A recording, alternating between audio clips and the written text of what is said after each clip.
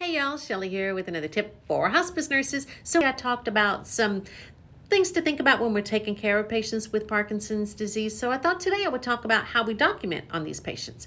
So first of all, if the patient has dementia, then you can pretty much follow the dementia guidelines for documentation. You can use the Alzheimer's and the dementia guidelines in one of my documentation books. That's pretty much going to give a good illustration of your patient. Just remember here that we always do negative first. If you're doing any examples like for cognition, you're not going to say oriented times 1, you're going to say disoriented times 3. You're going to always use your pain ad scales or your FLAC scales because these patients are not able to give you a numeric pain score. So just keep that in mind, our same principles that we use when documenting on patients with dementia. Now, if your patient does not have dementia, you're going to focus on what they cannot do versus what they can do.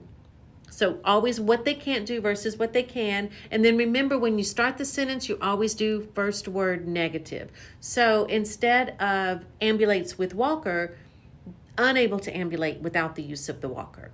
And what does it look like when they ambulate? Because if your patient is on hospice for Parkinson's disease, they have probably progressed to the point where very shuffling gait, they're not able to pick their feet up off the floor at all, very unsteady gait. They need maximum assistance just to stand up from the chair. What else are they not able to do? They're not able to possibly feed themselves because of the tremors, or unable to feed self without adaptive devices that will help with that.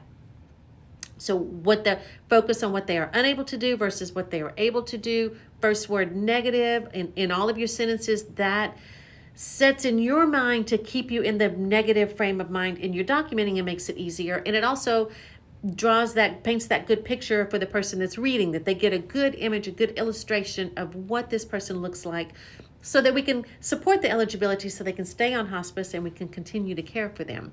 So I hope this tip was helpful. If you have any tips that would be helpful for hospice nurses, please let me know. I'd love to share them here. And remember, together we can change our world.